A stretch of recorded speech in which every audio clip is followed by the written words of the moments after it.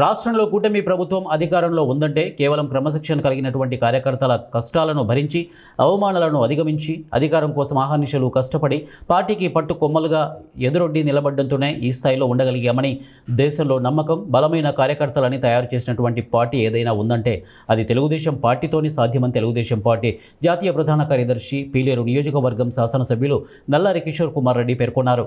అన్నమయ్య జిల్లా మదనపల్లి పట్టణంలోని రామతులసి కళ్యాణ మండపంలో రాజంపేట పార్లమెంట్ అధ్యక్షులుగా నూతనంగా ఎన్నికైనటువంటి సుగవాసి ప్రసాద్ బాబు ప్రమాణ స్వీకార మహోత్సవ కార్యక్రమంలో ఆయన ముఖ్య అతిథిగా పాల్గొన్నారు.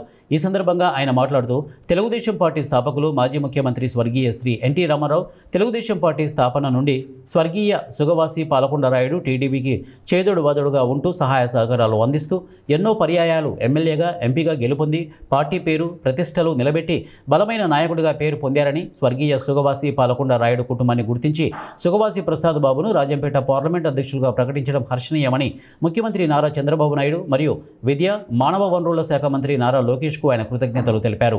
పాలకొండరాయుడు కుటుంబం తెలుగుదేశం పార్టీకి అహర్నిశలు చేసినటువంటి సేవలు మరవలేనివని ఆ గుర్తింపుతోనే ఆ కుటుంబాన్ని ముఖ్యమంత్రి చంద్రబాబు నాయుడు మరోసారి అవకాశం ఇచ్చి ప్రధాన పదవి ఇవ్వడం జరిగిందని వారు అన్నారు.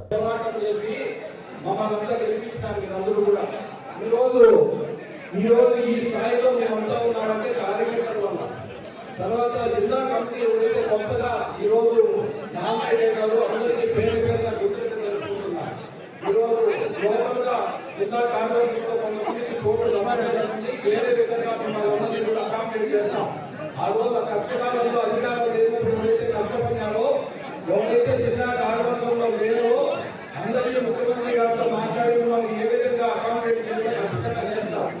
ఈరోజు పుణ్యులు కావచ్చు, సమాజం కావచ్చు, విద్యలు కావచ్చు, మదనపల్లి కావచ్చు, అన్ని కాన్స్టిట్యూషన్లో అభివృద్ధులు పడ్డాం. దేవుడు పెట్టుకున్నాం అందరం కూడా.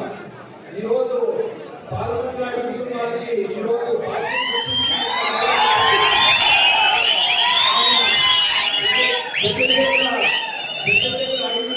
నాకు తెలిసి 5 ఎమ్మెల్యేగా ఉన్నాడు, ఒక ఎంపీ గారు బాగుంటాడు కదా.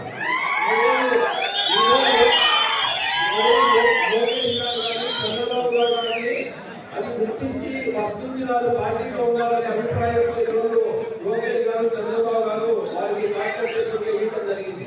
కాబట్టి జనార్దన్ రెడ్డి గారు నాయకత్వంలో